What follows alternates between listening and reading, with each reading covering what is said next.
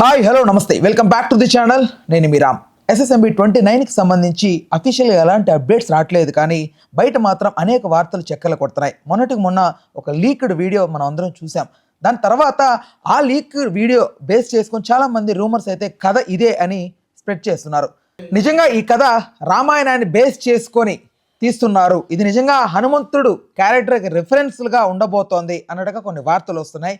So ఇది నిజంగా ఆ కథ అలాగే ఉండే అవకాశం ఉందా, లేకపోతే ఇది ఒక యాక్షన్ అడ్వెంచర్గానే ఉంటుందా? దీనికి సంబంధించి ఒక మంచి వివరణ, ఒక పూర్తి విశ్లేషణ సినీ మరియు రాజకీయ విశ్లేషకులు దాసరి విజ్ఞాన్ గారిని తెలుసుకుందాం. నమస్తే అన్న.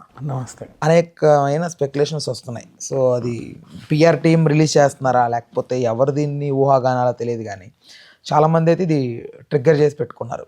సో ఒకవేళ ఉంటే గతంలో మనకు బాహుబలి చూసాం, RRRలో చూసాం, రాజమౌళి గారి దైవం మీద నమ్మకం లేదని చెప్పారు. బట్ ఆయన సినిమాల్లో అదైతే కనబడుతుంటుంది, ఆ ఫ్లేవర్, ఆ దేవుడికి సంబంధించినంతా కూడా. సో నిజంగా అలాంటి తీసుకుంటే హనుమాన్ లాంటి చిత్రంగా తెరకెక్కుతుందా ఇది, లేకపోతే ఏంటి, ఎలా ఉండే అవకాశం ఉంది ఫిలిం? ఇప్పుడు ఫర్ ఎగ్జాంపుల్ రాజమౌళి గారి సినిమాలు చూసుకుంటే ఆయనకు మహాభారతం అంటే చాలా ఇష్టం, మనకు తెలిసిందే. మహాభారతాన్ని సినిమా తీయాలనుకుంటున్నాడు. తీయాలనుకుంటే కనీసం 10 భాగాలుగా తీయాలి. నాకు దానికి బోల్డ్ అంత టైం పట్టుద్ది. బహుశా నేను చేయబోయే ఆఖరి ప్రాజెక్ట్ అదేనేమో అని కూడా అనుకున్నాడు. అండ్ నెక్స్ట్ మహాభారతం తీసినా తీయకపోయినా దాంట్లో ఆయనకు బోల్డ్ అన్ని ఉపకథలు ఉంటాయి దాంట్లో.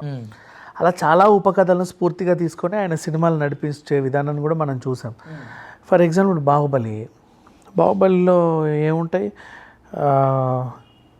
వాళ్ళ మాహిష్మతి ఆవిడెవరు, హలల కుంతల, నెక్స్ట్ అలాగే వస్తుంది. ఆ తర్వాత సింగారపు దొంగల కోట, ఇవన్నిటిని బేస్ చేసుకొని రాసుకుంటారు. అది ఎవరైనా అట్లా వాళ్ళ మధ్యలో యుద్ధాలు, ఏవేవో ఎమోషన్స్, ఎవరు ఆ కొండ కింద ఈ తెగలకు సంబంధించినటువంటి వీళ్ళవి, అదో ప్రపంచం సృష్టించుకున్నాడు. అది కూడా మన చిన్న ఉపకథే అప్పటి నుంచి తీసుకుంది మహాభారతంలోది అని వాళ్ళే చెప్పుకున్నారు. సో ఇట్లా చూసుకుంటే ఇప్పుడు RRR రాముడు క్యారెక్టరైజేషన్ అది స్ఫూర్తిగా తీసుకుంటారు. కొమరం భీము అండ్ మన్యంలో ఉన్న అల్లూరి సీతారామరాజు గారి కలయిక ఎలా ఉంటుంది, నిజానికి ఒరిజినల్గా అసలు సంబంధమే ఉండదు. అవును. కాకపోతే అక్కడ ఆ లిబర్టీ తీసుకొని అలా మలిచాడు. ఇట్లా ఈ స్ఫూర్తిదాయకంగా కొన్ని మన చరిత్రను ఇన్స్పైర్ అయ్యి ఓ లిబర్టీ తీసుకొని కథలు సృష్టించడంలో విజయేంద్ర ప్రసాద్ గారు నేర్పరి దాన్ని తెర రూపంలో మనకి రాజమౌళి గారు చూపిస్తూ ఉంటారు. ఇంకొకటి, ఇక్కడ భీమ్ అనే నేమ్కి జస్టిఫికేషన్గా ఒక భీముడు పాత్ర ఎలా ఉంటుంది, బలంగా స్ట్రాంగ్గా, అలా కూడా చూపెట్టాడు. మళ్ళీ ఇక్కడ రామ్ అనే నేమ్కి తగ్గట్టుగా లాస్ట్ క్లైమాక్స్లో అడవిలో శ్రీరామచంద్రుడి గెటప్ వేసి దానికి అలా రెండు కలిపాడు అసలు. సో అలా చూసుకుంటే రాజమౌళి గారు సంథింగ్ తనలో క్రియేటివిటీ తెలిసిందే మనకి ఎప్పుడు, దాన్ని అలా ప్రదర్శిస్తూ ఉంటాడు ప్రతి సినిమాలోనూ. మనకు అది చూసినప్పుడల్లా అరే భలే ఉందే అనిపిస్తూనే ఉంటుంది. ఈ టైప్లో ఇప్పుడు మహేష్ బాబు సినిమా రాగానే చాలామంది స్పెక్యులేటింగ్ పీపుల్ లైక్ ఇలా ఉంటుందేమో, అలా ఉంటుందేమో, ఇది ఆ కథ, ఇది ఈ కథ అని. అండ్ ఇప్పుడు ఏంటంటే అందరికీ ఒక క్లారిటీ వచ్చింది, ఓకే రాజమౌళి గారు ప్రమోషన్స్ ఇప్పటి నుంచే మొదలు పెట్టారు అని. విషయం ఏంటంటే నిన్న కాక మొన్న సినిమాలోంచి ఒక క్లిప్పు రిలీజ్ అయ్యింది, అది తెగ వైరల్ అయిపోయింది, అన్ని ఛానల్స్లోనూ ఊకదంపుడు వార్తలు కొట్టేశారు అని. బేసిక్ అట్లాంటివి ఏమన్నా వస్తే వీళ్ళు ఏం చేయాలి అంటే అన్ని ఛానల్ ఫోన్ చేసి దయచేసి దాన్ని లీక్ చేయకండి అని చెప్పాలి. కానీ అది బాగా ప్రమోట్ అయ్యేసరికి okay they started promotions with their strategy అనిపించింది. ఇప్పుడు ఈ కథ ఇలా ఉంటుంది, లేదు అలా ఉంటుంది, ఇది హనుమంతుడిని ఇన్స్పైర్ చేసుకొని ఆయన సంజీవని పర్వతాన్ని తీసుకొచ్చేటువంటి సంథింగ్ ఏదో పెట్టి ఒక రకంగా తీస్తున్నారు. అందుకే మొన్న జిమ్లో ఇలాంటి కసరత్తులు చేశాడు, ఇదంతా ఇది అని ఒక వార్త. దీన్ని మళ్ళీ అందరూ రాస్తారు. ఇది కాస్త 2-3 నెలలు ఉంటుంది. అలా ఈ సినిమా స్టార్ట్ అవుద్ది.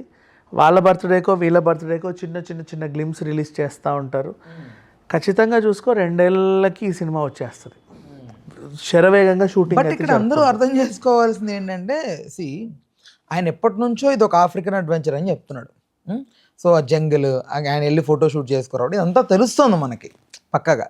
బట్ ఇప్పుడు ఇలాంటి రామాయణం తాలూకు రెఫరెన్స్తో తీస్తున్నారు సినిమా అనేసరికి అందరూ హనుమాన్ లాంటి సినిమా లాగా ఉంటుందా, లైక్ ఆ రుధిరం ఉంది కదా సో హనుమాన్ మూవీలో, సో దానికోసం విలన్ ట్రై చేస్తుంటే హీరో కాపాడడానికి ఆయన అంశ ద్వారా వచ్చేది రకరకాలుగా ఉంటుంది.